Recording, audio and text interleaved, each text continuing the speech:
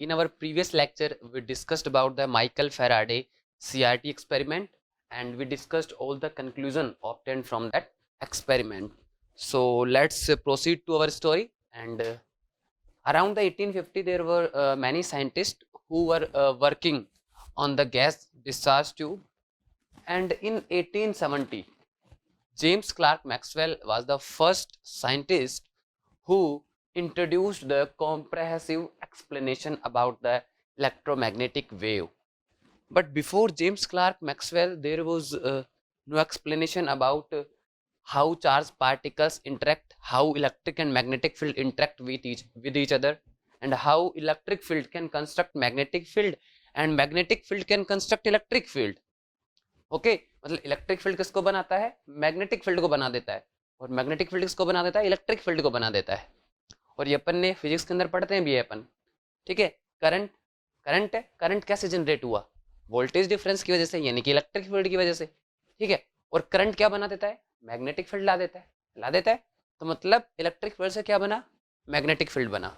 Clear है। वहीं दूसरी तरफ आपने इंडक्शन लॉ पढ़ा होगा फैराडे का। जब अपन किसी मैग्नेट को किसी कोयल के पास ले जाते हैं या दूर ले जाते हैं, तो कोयल के अंदर क्या जनरेट हो जाता है, करंट जनरेट हो जाता है। और करंट जनरेट हुआ, इसका मतलब वोल्टेज डिफरेंस आया होगा, तभी करंट फ्लो होता है। यही बात है। इसका मतलब मैग्नेट ने क्या कर दिया, इलेक्ट्रिक फील्ड जनरेट कर दिया। तो एक दूसरे के क्या है, ये एक दूसरे को कंस्ट्रक्ट कर सकते हैं, इलेक्ट्रिक एंड मैग्नेटिक फील्ड एक दूसरे को कंस्ट्रक्ट कर सकते हैं। इनके बारे में जेम्स क्लार्क मैक्सवेल ने एक्सप्लेनेशन दी। तो जेम्स क्लार्क मैक्सवेल से पहले भी लाइट के बारे में थ्योरी थी, और वो न्यूटन ने बताया था, and that theory is known as corpuscular theory. Basically Newton ने ये माना था कि लाइट जो है बेसिकली पार्टिकल नेचर रखता है। कैसा नेचर रखता है, पार्टिकल नेचर रखता है। तो लाइट का वेव नेचर बताने वाले कौन थे, जेम्स क्लार्क मैक्सवेल थे। तो बात आती है कि भाई लाइट जो है इलेक्ट्रोमैग्नेटिक वेव है, ठीक है।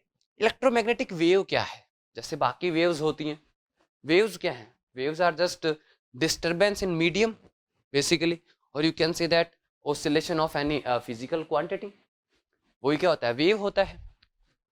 तो बात आई कि भाई इलेक्ट्रोमैग्नेटिक वेव क्या है। सो इलेक्ट्रोमैग्नेटिक वेव में होता क्या है कि इलेक्ट्रिक फील्ड और मैग्नेटिक फील्ड ऑसिलेशन करते हैं। कौन करता है, electric field and magnetic field, ठीक है। तो मैं अगर डेफिनेशन देना चाहूँ इलेक्ट्रोमैग्नेटिक वेव की, तो मैं क्या कह सकता हूँ, electromagnetic wave are wave which is created by the oscillation of time dependent electric and magnetic field।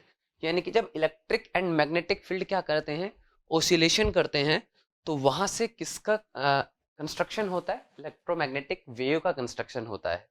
या फिर जब कोई चार्ज पार्टिकल एक्सेलरेटेड होता है, तो एक्सेलरेटेड चार्ज पार्टिकल भी क्या कर सकता है, इलेक्ट्रोमैग्नेटिक वेव को जनरेट कर सकता है। ये बात भी किसने बताई, जेम्स क्लार्क मैक्सवेल ने बताई।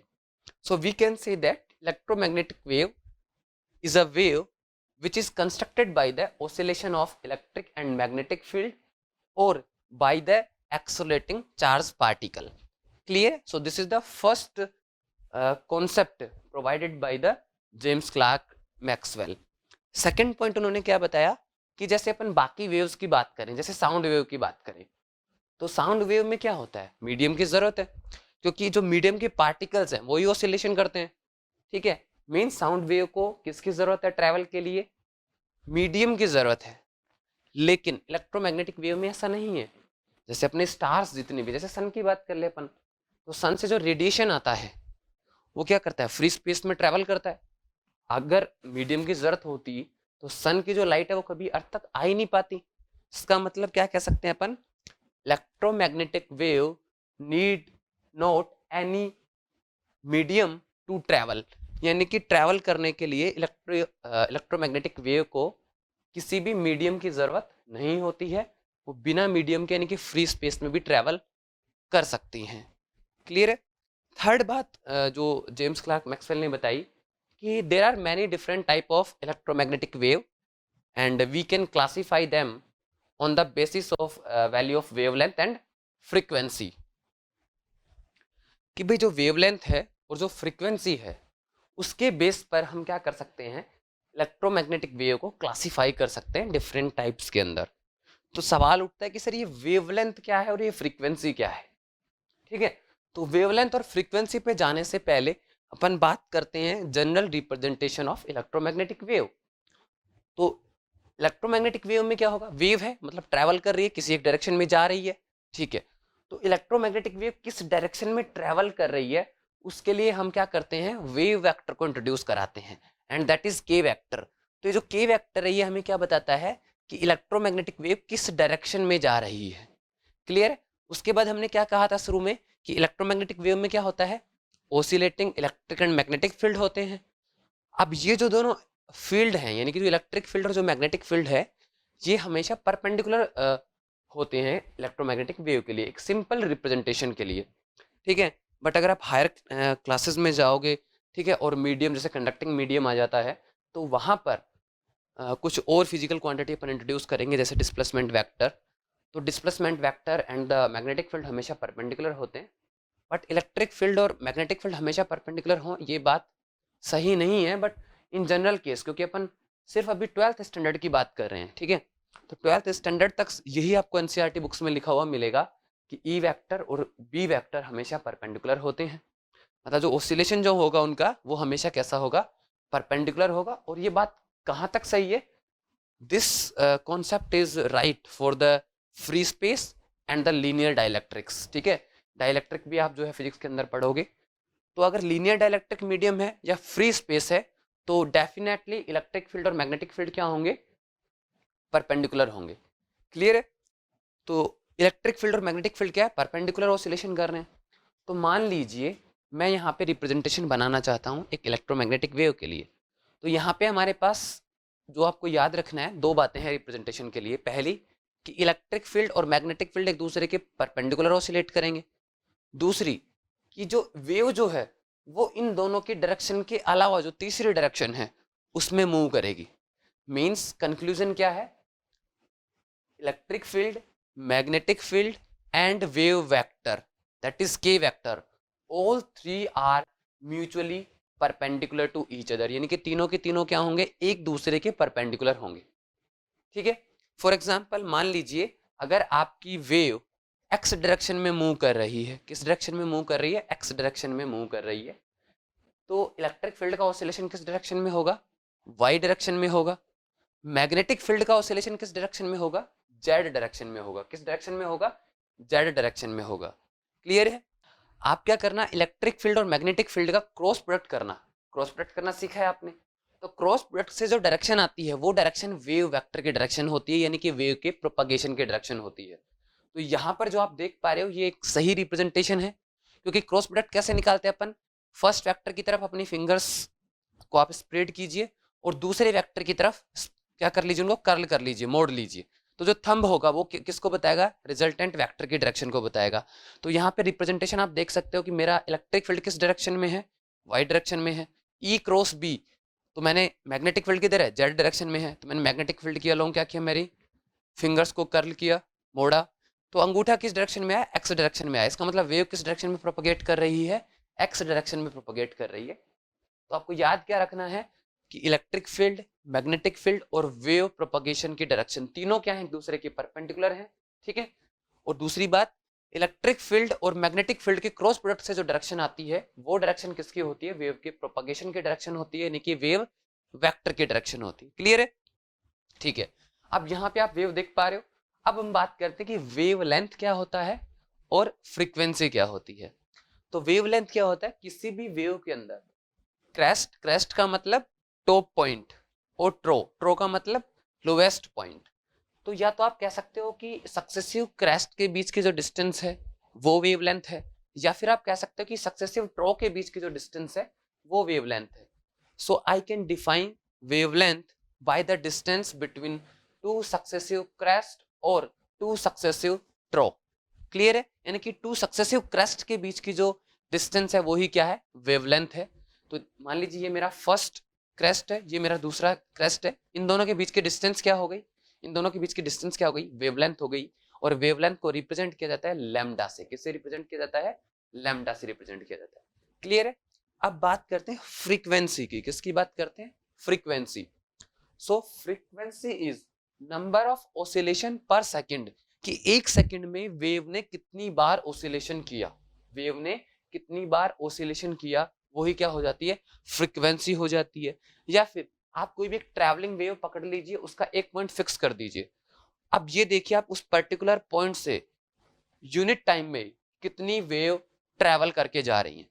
क्या कहा मैंने, वेव का रिप्रेजेंटेशन लीजिए, मूविंग वेव का रिप्रेजेंटेशन लीजिए, एक पॉइंट फिक्स कर लीजिए, उस पॉइंट से यूनिट टाइम में कितनी वेव पास होकर गई, यानी कि number of wave passing through any fixed point in unit time is called frequency. तो ये फ्रीक्वेंसी की दूसरी डेफिनेशन हो गई। ठीक है, अब जो फ्रीक्वेंसी है, वेवलेंथ है, और जो वेलोसिटी है वेव की, जिस वेलोसिटी से वेव ट्रैवल कर रही है, उनके बीच एक रिलेशन होता है। और वो रिलेशन मैं आपको निकालना सिखा रहा हूं ताकि आपको आसानी रहे चीजों को समझने में। तो देखो वेलोसिटी क्या होता है, वेलोसिटी क्या होगा, ट्रैवल्ड डिस्टेंस अपॉन टाइम, ऐसा ही कुछ होगा। ठीक है, डिस्टेंस कैसे निकालूं मैं, डिस्टेंस कैसे निकालूं, लैम्डा क्या है, एक वेव का डिस्टेंस है, कि एक वेव अगर ट्रैवल कर रही है तो डिस्टेंस कितना कवर कर रही है, वो लैम्डा डिस्टेंस कवर कर रही है। ठीक है, मान लीजिए नंबर ऑफ जो वेव जो टी टाइम के अंदर ट्रैवल करके गई वो कितनी थी, कैपिटल एन थी, कितनी थी, कैपिटल एन थी। तो टोटल डिस्टेंस कितनी हो जाएगी, कैपिटल एन इंटू लेमडा। ठीक है, टाइम कितना है, स्मॉल टी है, क्लियर है। तो वेलोसिटी क्या होता है, total distance upon total time taken. तो velocity v is equals to कितना आ गया, lambda, lambda n by small t. अब n क्या है, नंबर ऑफ वेव्स, t क्या है, टाइम। तो n बाई टी क्या हो गया, number of waves per unit time. और number of waves per unit time क्या हो जाता है, फ्रीक्वेंसी। फ्रीक्वेंसी को अपन रिप्रेजेंट करते हैं f से या फिर न्यू से। ठीक है, आपको जो बेटर लगे, कन्वीनियंट लगे, आप उससे रिप्रेजेंट कर सकते हो, लेकिन एग्जाम में कभी कंफ्यूज नहीं होना है। फ्रीक्वेंसी को f से भी डिनोट कर देते हैं, स्मॉल f से भी कर देते हैं, और न्यू से भी कर देते हैं, क्लियर है।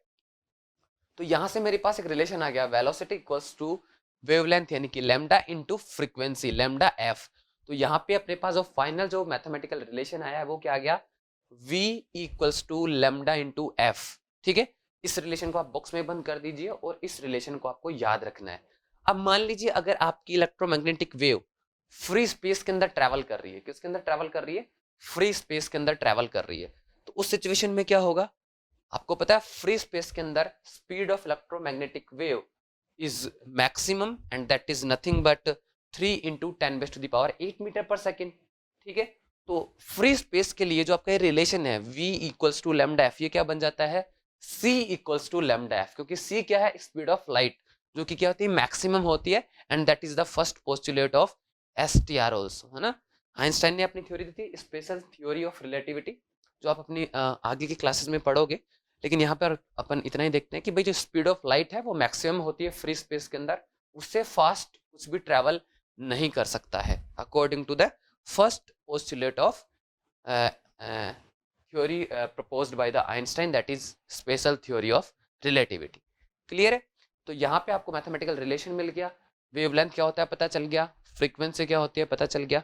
एक और टर्म अपन यूज करेंगे, दैट इज वेव नंबर। क्या डिफाइन करेंगे अपन, wave number. So wave number is nothing but the reciprocal of the wavelength. Wave number is nothing but the reciprocal of the wavelength. ठीक है, तो मैं क्या लिख सकता हूँ, वेव नंबर को रिप्रेजेंट किया जाता है न्यू बार से। So nu bar equals to 1 upon lambda. तो अगर मैं यूनिट्स की बात करता हूँ वेव नंबर की, तो क्या हो जाएगी यूनिट, क्योंकि लेमडा, लेमडा एक डिस्टेंस है, ठीक है, तो लेमडा के लिए मीटर होगा, तो 1 अपॉन लेमडा के लिए मीटर इनवर्स। तो जो अपना वेव नंबर है उसकी यूनिट क्या हो जाएगी, मीटर इनवर्स हो जाएगी एसआई के अंदर। और अगर आप सेंटीमीटर में लिखना चाहते हैं तो सेंटीमीटर इनवर्स हो जाएगी, लेकिन ध्यान रखना centimetre is not a SI unit, ठीक है ना, एसआई यूनिट्स में अपन मीटर यूज करते हैं, क्लियर है। तो यहाँ से कुछ इंपॉर्टेंट आपको बातें पता चली। फर्स्ट की भाई इलेक्ट्रिक फील्ड, मैग्नेटिक फील्ड और प्रोपगेशन वेक्टर तीनों परपेंडिकुलर होंगे, ठीक है। सेकंड की इनको ट्रैवल करने के लिए किसकी जरूरत नहीं है, मीडियम की जरूरत नहीं है। थर्ड अपन ने बात की थी कि इलेक्ट्रोमैग्नेटिक वेव जो है वो डिफरेंट टाइप के होते हैं on the basis of wavelength and frequency. और फिर वहां से अपन थोड़ा सा भटक गए थे, क्योंकि अपन वेवलेंथ क्या होता है, फ्रीक्वेंसी क्या होता है, उसकी बात करने लग गए थे। तो वापस से अपन अपन उसी पॉइंट पे आते हैं, कि अपने थर्ड पॉइंट पर आते हैं, जहां पर हम किसकी बात कर रहे थे, that there are different type of electromagnetic wave on the basis of wavelength and frequency. जो इलेक्ट्रोमैग्नेटिक वेव है उनको वेवलेंथ और फ्रीक्वेंसी के बेस पर बेसिकली 7 टाइप में डिवाइड किया गया है। सबसे पहले अपना आता है रेडियो वेव, उसके बाद आता है माइक्रोवेव, उसके बाद इंफ्रारेड, फिर आता है visible, then ultraviolet, then X ray and then gamma ray. तो यहाँ पे अगर आप रेडियो वेव से स्टार्ट करते हो तो रेडियो वेव के लिए वेवलेंथ सबसे ज़्यादा होगी, फ्रीक्वेंसी सबसे कम होगी। और जैसे जैसे आप आगे बढ़ते हो यानी कि रेडियो वेव से आप किसकी तरफ आते हो, गामा रे की तरफ आते हो, तो गामा रेज के लिए वेवलेंथ सबसे कम होगी और फ्रीक्वेंसी सबसे ज़्यादा होगी। वेवलेंथ सबसे कम होगी और फ्रीक्वेंसी सबसे ज़्यादा होगी। तो इसको समझने के लिए आपको मैं रिप्रेजेंटेशन दिखा देता हूँ। ठीक है, वेवलेंथ रेडियो वेव के लिए सबसे ज़्यादा है। तो एक लार्जर वेवलेंथ की वेव कैसी दिखेगी आपको, देखिए यहाँ पे आप देख सकते हो। जैसे जैसे मैं आगे जाता जाऊंगा वैसे वैसे क्या होगा, वेवलेंथ कम होगी। वेवलेंथ क्या है, distance between the successive crest. तो मैं जैसे जैसे रेडियो वेव से गामा रे की तरफ जा रहा हूँ वैसे वैसे दो क्रेस्ट के बीच की डिस्टेंस क्या हो जानी चाहिए, कम होती चली जानी चाहिए, क्योंकि वेवलेंथ कम हो रहा है। तो यहाँ पे आप रिप्रेजेंटेशन देख सकते हो। और अगर अपन कंपेयर कराएं तो आप ये देख सकते हो कि रेडियो वेव का जो साइज है वो आप बिल्डिंग के साइज से कंपेयर करा सकते हो। ठीक है, और जैसे जैसे आप आगे जाओगे तो अगर अपन गामा रे की बात करें तो गामा रे का जो साइज है वो सब एटॉमिक लेवल पे चला जाता है, यानी कि एटम के साइज के ऊपर आसपास चला जाता है। ठीक है, और फ्रीक्वेंसी कंटिन्यू बढ़ रही है, वेवलेंथ कम हो रहा है लेकिन फ्रीक्वेंसी बढ़ रही है। फ्रीक्वेंसी का मतलब यूनिट टाइम में कितने ज्यादा ऑसिलेशन हुए। फ्रीक्वेंसी बढ़ने से एनर्जी बढ़ती है। क्या बढ़ती है, एनर्जी बढ़ती है। तो अगर आपसे पूछ लिया जाए कि कौन सी वेव के पास ज्यादा एनर्जी है, रेडियो वेव या फिर गामा रे या फिर एक्स रे, तो सबसे ज्यादा एनर्जी किसके पास है, जिसकी सबसे ज्यादा फ्रीक्वेंसी है। क्लियर है, क्योंकि एनर्जी के लिए जो रिलेशन दिया था वो प्लैंक ने दिया था और हमारी कहानी में वो आगे आएंगे। ठीक है, लेकिन अभी आप इतना समझ लीजिए, more frequency means more energy. ठीक है, तो gamma rays are more energetic, you can say that. अब यहाँ पे बीच में हमारे पास आया था कि विजिबल रेज। तो विजिबल से क्या है, जो दिखाई दे। ठीक है, तो visible ray is the part of electromagnetic radiation which we can see basically. तो जो इतनी सारी वेवलेंथ है, इतनी सारी फ्रीक्वेंसी है, उसमें से सिर्फ विजिबल जो रे का जो रेंज है उसे ही ह्यूमन क्या कर सकता है, देख सकता है। उसके अलावा अगर आपको कोई रेज देखनी है तो आपको स्पेशल इंस्ट्रूमेंट्स की जरूरत पड़ेगी। ठीक है, तो विजिबल रेंज में जो इलेक्ट्रोमैग्नेटिक वेव आती हैं उनके लिए वेवलेंथ अराउंड 4000 एंगस्ट्रम से 7000 एंगस्ट्रम के अराउंड होता है। अब ध्यान रखना, ये कोई शार्प बाउंड्री नहीं होती है इनके बीच में। मतलब समझ रहे हो, जैसे 7 टाइप्स जो आपने पढ़ा, ऐसा नहीं है कि भाई 4000 से स्टार्ट हो गया अपना कौन विजिबल, तो उससे जस्ट पहले तक कौन था, इंफ्रारेड। कोई शार्प बाउंड्री नहीं होती, ये चीज ध्यान रखना। उसके बाद जो अपनी विजिबल जो स्पेक्ट्रम है, जो विजिबल पार्ट है पूरे इलेक्ट्रोमैग्नेटिक स्पेक्ट्रम का, उसके अंदर भी 7 डिफरेंट कलर्स होते हैं। ठीक है ना, आपने प्रिज्म के अंदर देखा होगा, प्रिज्म के अंदर अपना एक्सपेरिमेंट भी करते हैं। अगर प्रिज्म में हम व्हाइट लाइट एंटर कराते हैं एक साइड से, तो दूसरी तरफ हमें क्या मिलते हैं, 7 कलर्स मिलते हैं। और ये 7 कलर्स कौन से होते हैं, VIBGYOR. V is violet, I stands for indigo, B stands for blue, G stands for green, Y stands for yellow, O stands for orange and R stands for red. ठीक है, तो ये 7 कलर्स हमें मिलते हैं किसके अंदर, विजिबल जो रेंज है, विजिबल इलेक्ट्रोमैग्नेटिक वेव है उसके अंदर। तो इसके अंदर सबसे ज्यादा वेवलेंथ होती है रेड की, और सबसे ज्यादा फ्रीक्वेंसी होती है किसकी, वॉयलेट की। ठीक है, यानी कि अगर मैं विबग्योर लिखता हूं तो जैसे जैसे मैं ऊपर से नीचे आ रहा हूं वेवलेंथ क्या होती जा रही है, बढ़ती जा रही है, और फ्रीक्वेंसी कम होती जा रही है, फ्रीक्वेंसी कम होती जा रही है। इसका मतलब वेवलेंथ सबसे ज्यादा रेड की है, और वेवलेंथ सबसे कम किसकी है, वेवलेंथ सबसे कम किसकी है, वॉयलेट की है। ऐसे फ्रीक्वेंसी में उल्टा हो जाएगा, फ्रीक्वेंसी सबसे कम किसकी है, रेड की है। ठीक है, और सबसे ज्यादा किसकी है, वॉयलेट की है। तो इसी ऑर्डर में आपको याद रखना है, विबग्योर और वी किसके लिए स्टैंड करता है, आई किसके लिए स्टैंड करता है, ये सब मैंने आपको एक्सप्लेन कर दिया है। ठीक है, तो आपको इसी ऑर्डर में ये चीज याद रखनी है। अब बात होती है कि ठीक है, अपने को ये इलेक्ट्रोमैग्नेटिक स्पेक्ट्रम मिल गया, विजिबल जो रेंज है उसको अपन देख पाते हैं, तो बाकी जो रेंज है उनका क्या यूज है। तो जैसे रेडियो वेव की अपन बात करें तो रेडियो वेव्स कम्युनिकेशन में यूज की जाती हैं। ठीक है, उसके बाद अपन बात करें किसकी, माइक्रोवेव की। तो माइक्रोवेव बेसिकली रेडार कम्युनिकेशन में यूज की जाते हैं। और रेडार कम्युनिकेशन कहाँ यूज किया जाता है, मिलिट्री ऑपरेशंस वगैरह में यूज किया जाता है, ठीक है। उसके बाद अपन बात करें किसकी, इंफ्रारेड की। तो इंफ्रारेड बेसिकली हीटिंग में यूज की जाती है। जैसे ऐसी फैक्ट्रीज जहाँ पे अगर जैसे कुछ चीज को ड्राई करना है, चाहे वो कॉटन फैक्ट्री हो गई, चाहे पेपर फैक्ट्री हो गई, तो वहां पे सुखाने के लिए बेसिकली इंफ्रारेड को यूज किया जाता है। विजिबल का यूज तो आपको पता ही है, विजिबल की वजह से ही हमें कोई भी चीज दिखती है। हमें कोई भी चीज कैसे दिखती है, जैसे मेरे सामने समझ लीजिए एक कार है, ठीक है। तो मुझे कार कैसे दिख रही है, कार के ऊपर लाइट गिर रही है और वो लाइट रिफ्लेक्ट होके कहाँ आती है, मेरे आंखों तक आती है, मेरे रेटिना तक आती है। और उसके बाद अपना जो ब्रेन है, नर्वस सिस्टम जो है वो पूरा सेंस करता है उस चीज को। तो यानी कि अगर लाइट रिफ्लेक्ट होकर किसी ऑब्जेक्ट से जब हमारे पास आती है तब वो हमें दिखाई देती है, ठीक है। अब आप कहोगे सर जैसे कार, अगर कार का कलर जो भी है, कोई भी कार है का कलर है, तो वो हमें वही कलर क्यों दिखता है, बाकी कलर क्यों नहीं दिखते हैं? क्योंकि लाइट जब आई उसके ऊपर तो सारे कलर्स थे उसमें, तो सपोज सारे कलर थे उसमें, तो होता क्या, जैसे कोई भी कलर का जो ऑब्जेक्ट होता है उस पर जब कोई लाइट इंसिडेंट होती है, तो जिस कलर का वो ऑब्जेक्ट होता है उसके अलावा वो बाकी सारे वेवलेंथ को क्या कर लेता है, एब्जॉर्ब कर लेता है। क्या कर लेता है, एब्जॉर्ब कर लेता है। और आपने देखा था हर कलर के कोरस्पॉन्डिंग क्या होगी, एक डिफरेंट वेवलेंथ होगी। तो अगर रेड कलर की कार है या रेड कलर की टी शर्ट मैंने पहनी है, तो जब आप मेरे को देखोगे तो आपको रेड कलर की क्यों दिखेगी, क्योंकि यहाँ से यानी जो मेरी टी शर्ट से लाइट रिफ्लेक्ट होगी वो सिर्फ कौन सी होगी, रेड कलर की होगी। बाकी सारी वेवलेंथ क्या करेगी, जो टी शर्ट है, जो मटेरियल है, क्या कर लेगा, एब्जॉर्ब कर लेगा। क्या कर लेगा, एब्जॉर्ब कर लेगा। और ये अपन आगे पढ़ेंगे भी कि किस तरीके से इमिशन स्पेक्ट्रम आता है, किस तरीके से एब्जॉर्प्शन स्पेक्ट्रम आता है। क्लियर है। जो फाइनल जो बात आती है इलेक्ट्रोमैग्नेटिक वेव्स के लिए, तो इलेक्ट्रोमैग्नेटिक वेव्स का जो यूज है वो इन सबसे भी परे है। जैसे एक्सरे, एक्सरे का यूज आपने देखा होगा, मेडिकल पर्पस के लिए भी यूज है। इसके अलावा आपने एयरपोर्ट्स पे देखा होगा, जैसे मान लीजिए मेरे पास एक बैग है और मैं आपसे कहूँ उस बैग के अंदर क्या है, क्या आप उसको बैग को खोले बिना बता सकते हो?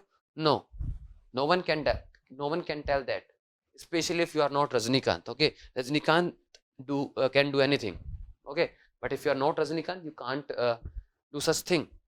But X-ray machine at airport can see through your bags. तो एयरपोर्ट्स पर आपने देखा होगा, अगर एयरपोर्ट्स पे आपने भी कभी विजिट नहीं किया तो फिल्मों में तो देखा ही होगा, ठीक है। मशीन से जो लगेज पास होता है उसमें क्या होता है, एक्सरे मशीन होती है बेसिकली।